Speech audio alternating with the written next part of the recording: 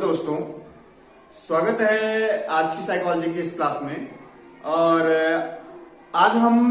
जो है right to education के बारे में, जो शिक्षा का अधिकार अधिनियम 2009 है, उसके बारे में हम जानेंगे। ये काफी इंपॉर्टेंट टॉपिक है और अक्सर क्या होता है कि जितने भी एग्जाम होते हैं उसमें से इससे रिलेटेड कुछ ना कुछ पूछा जाता है। तो आज हम इसके बारे में हम विस्तार से चर्चा करेंगे और हम जानेंगे कि राइट टू एजुकेशन एक्ट जो 2009 बना, ठीक है, उसमें क्या क्या विशेषताएं हैं और उनको हम जानेंगे और उसके किस प्रकार के जो क्वेश्चन होते हैं पेपर में आते हैं और क्या क्या पूछा जाता है। तो मैं पॉइंट टू पॉइंट उसकी जो सबसे जितनी भी इंपॉर्टेंट चीजें हैं उसके बारे में मैं आपको बताऊंगा। राइट टू एजुकेशन एक्ट 2009, ये जो एक्ट है, जो अधिनियम है, ये 2009 में एक तरह से पारित हुआ और 1 अप्रैल 2010 को लागू हुआ। आपको ये ध्यान रखने की जरूरत है कि अगर आप कई बार क्या होता है कि राइट टू एजुकेशन एक्ट 2009 देखकर और पेपर में आता है कि जो है राइट टू एजुकेशन एक्ट जो कब लागू हुआ, तो उसमें लागू होने, ठीक है, तो आप क्या करते हैं कि सीधा जो है 2009 पे क्लिक करके चले जाते हैं। तो उससे क्या होगा कि गलत हो जाएगा। ये एक्ट जो है 2009 बना, लेकिन उसकी लागू हुआ जो पूरे देश में 1 अप्रैल 2010 को लागू हुआ। ये पूरी तरह से, ठीक है, 1 अप्रैल 2010 को लागू हुआ। ये जो है जो शिक्षा का अधिकार अधिनियम 2009 1 अप्रैल 2010 को ये लागू हुआ। इसमें क्या बात की गई, इसमें 6 से 14 वर्ष के जो बालक थे, ठीक है, जो 6 से 14 वर्ष के जो बच्चे हैं, उनको निःशुल्क और अनिवार्य शिक्षा की बात कही गई। उन बच्चों को बिना किसी फीस के, उन बच्चों का एडमिशन, ठीक है, लेने समय किसी तरह की कोई एडमिशन फीस नहीं लगेगा और उनकी 6 से 14 वर्ष के बच्चों की जो पढ़ाई होगी वो बिना निःशुल्क होगी। किसी प्रकार की उनको कोई फीस नहीं ली जाएगी। और साथ में सरकार द्वारा बहुत सारी जो सुविधाएं आजकल के जो है स्कूलों में उपलब्ध कराई जाती है, उनके लिए बैग उपलब्ध कराए जाते, किताबें उपलब्ध कराई जाती है, अन्य चीजें।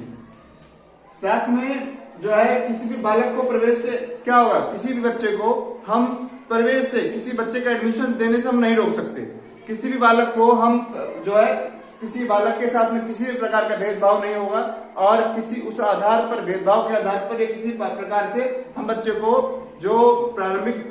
जो बच्चे हैं, उनको हम प्रवेश देने से हम रोक नहीं सकते, उनको एडमिशन देने से हम मना नहीं कर सकते हैं। कई बार क्या होता है कि स्कूलों में ये कहा जाता है कि जो बच्चे हैं उनका डेट ऑफ बर्थ सर्टिफिकेट नहीं बना, ठीक है, जो रूरल एरिया से आ रहे हैं या जो जगहों से आ रहे हैं, तो उनका जो डेट ऑफ बर्थ सर्टिफिकेट अगर नहीं बना हुआ है, तो उस आधार पर कई बार स्कूल के जो स्कूल होते हैं वो एडमिशन देने के लिए मना करते हैं और उनसे, तो उसमें क्या हो रहा है कि इसमें संशोधन किया गया और इस संशोधन के आधार पर यह कहा गया कि अगर जो है माता पिता के पास में उस बच्चे का डेट ऑफ बर्थ सर्टिफिकेट नहीं है, ठीक है, जन्म प्रमाण पत्र नहीं है, तो अगर ऐसी स्थिति में क्या होगा कि माता पिता द्वारा एक शपथ पत्र लिखा लिया जाएगा, माता पिता द्वारा एक शपथ पत्र लिखा दिया जाएगा, ठीक है, और उस आधार पर उस बच्चे का एडमिशन दे दिया जाएगा। इस आधार पर कि डेट ऑफ बर्थ सर्टिफिकेट नहीं है तो इस आधार पर मना नहीं किया जाएगा। पहले अक्सर ऐसा होता था कि बच्चे का डेट ऑफ बर्थ सर्टिफिकेट नहीं हुआ, बच्चे का जन्म हुआ, वहां पर डेट ऑफ बर्थ सर्टिफिकेट नहीं बनाया या माता पिता नहीं बनवाया, तो उस आधार पर बच्चों को जो है एडमिशन लेने के लिए काफी कठिनाई होती थी। बालकों की आयु के अनुसार उनके, अब क्या हो रहा है कि इस अधिनियम ने बताया, राइट टू एजुकेशन एक्ट 2009 ने, ठीक है, इसने अधिनियम बताया कि पहले क्या होता था कि पहले होता था कि बच्चा जो भी जिस क्लास में भी आएगा, ठीक है, आएगा शुरुआत में, तो उसका क्या होगा कि भले वो 8 साल का होगा तो पहली क्लास में एडमिशन होगा, नहीं। अब क्या हुआ कि इस अधिनियम में ये जो है इससे क्या होता था कि बहुत सारे बच्चे जो है स्कूल छोड़ देते थे, बहुत सारे बच्चे स्कूल छोड़ देते थे क्योंकि वो अपने से, जैसे अगर वो पहली क्लास में 6 साल का एक बच्चा है, 6 साल का जो पहला एडमिशन होता है, ठीक है, पहली क्लास में 6 साल का एक बच्चा है, वहीं 10 साल का या 12 साल का बच्चा है, उसे पहली क्लास में एडमिशन दे दिया गया, तो कुछ दिन बाद वो अपने को वहां पर जो है बेहतर महसूस नहीं करता, एक कंफर्टेबल फील नहीं आती उसको वहां पर, क्योंकि उनसे छोटे छोटे बच्चे जो एक में हैं और वो जो है 6 साल के छोटे हैं और वो 10 साल का जो है क्लास 1 में है। तो फिर क्या होता था कि इस स्थिति में क्या होता था, बच्चा है तो स्कूल नहीं आता था या स्कूल छोड़ देता था। इस प्रक्रिया में सुधार की गई और सुधार करने के बाद में ये कहा गया कि जो बच्चे हैं वो बच्चों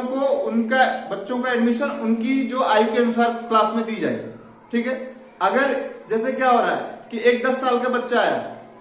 एक 10 साल का बच्चा है, तो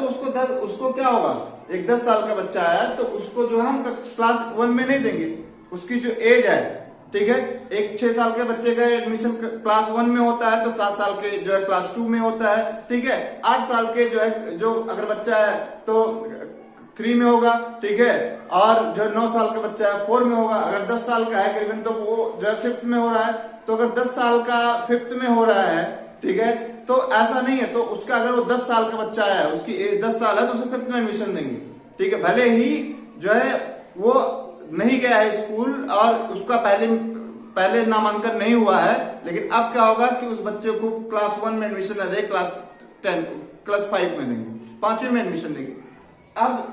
तो इससे क्या होगा कि बच्चा अपने आप को कंफर्टेबल फील करेगा और उससे क्या होगा कि और उन बच्चों के लिए, ठीक है, रेमेडियल क्लास चलाई जाएगी, ठीक है। उन बच्चों को उपचारात्मक एक तरह से प्रशिक्षण दिया जाएगा, उनको जो है वो एक तरह से उनको उनके लेवल को अप किया जाएगा, उस लायक बनाया जाएगा कि पांच जो 5th जिस क्लास में एडमिशन मिला है उस क्लास को उसको लायक बनाया जाएगा, ठीक है। उनके लिए अलग से उपचारात्मक शिक्षण दिया जाएगा, उनको रेमेडियल टीचिंग दी जाएगी या जो है उस तरह से उनको पढ़ाया जाएगा और उनको ग्रो अप किया जाएगा। तो अब इस एक्ट के अनुसार की डेट ऑफ बर्थ सर्टिफिकेट नहीं है तो हम बच्चे को मना नहीं कर सकते, ठीक है। बालकों को आयु के अकॉर्डिंग, उनकी जो एज है उनकी अकॉर्डिंग, उसी अकॉर्डिंग उनको उसी क्लास में जो है बच्चों को भेजा जाएगा। तो और इसके साथ में क्या हो रहा है कि 8वीं तक का कोई बच्चा जो है, इसमें बताया गया कि जो है कोई बच्चे को फेल नहीं किया जाएगा। जो 8वीं तक के जो बच्चे होते हैं, ठीक है, उनको हम फेल नहीं करेंगे। साथ में जो प्रत्येक स्कूल में केवल 10% रिक्तियां से ज्यादा नहीं होना चाहिए, ठीक है। जो प्रत्येक स्कूल में यानी इसका मतलब हो रहा है कि 90% जो टीचर के पोस्ट होंगे, यानी 90% जो टीचर के पोस्ट होंगे वो भरे जाएंगे। क्योंकि अक्सर क्या होता है कि जो शिक्षकों का अनुपात, ठीक है, शिक्षक और बच्चों का जो अनुपात है वो काफी कम होता है और कम होने के साथ साथ में क्या हो रहा है, इसीलिए जो हमारे देश की जो पढ़ाई का जो पूरा सिस्टम है, ठीक है, और वो काफी गड़बड़ सा हो रखा है। तो बताया गया है कि स्कूलों में जितनी भी लगभग 90% जितनी भी वैकेंसी है, जितनी भी टीचर के पोस्ट खाली है उनको भरे जाएंगे। और शिक्षक केवल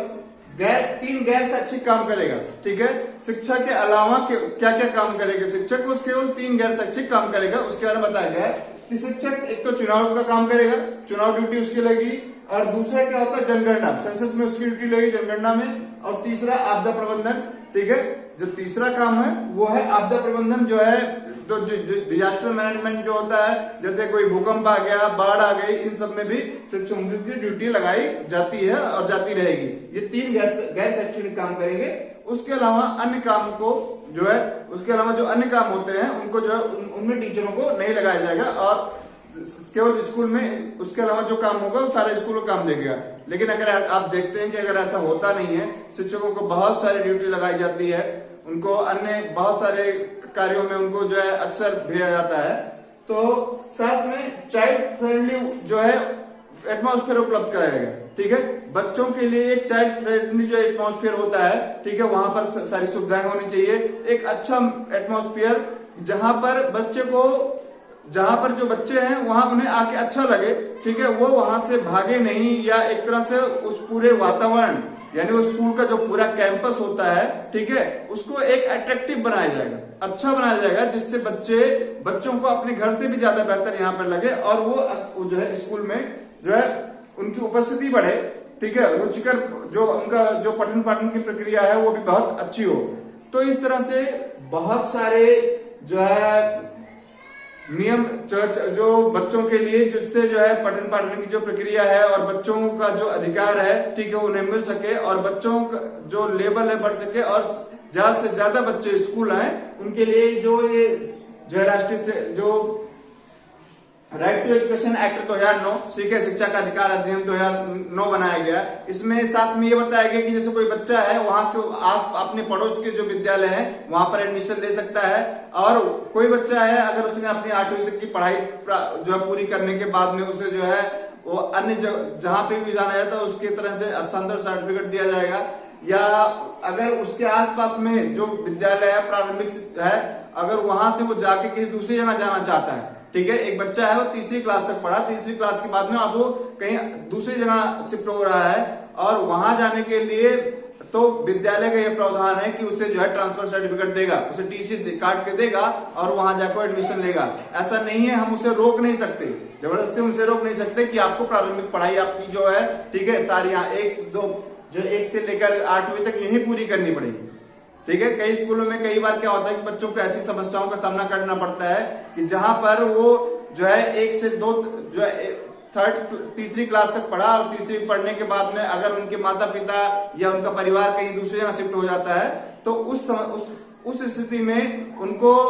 ट्रांसफर सर्टिफिकेट दी जाएगी। ठीक है, उनको ट्रांसफर सर्टिफिकेट देने से रोका नहीं जा सकता और वो जाके दूसरे स्कूल में उसी के आधार पर एडमिशन लेंगे।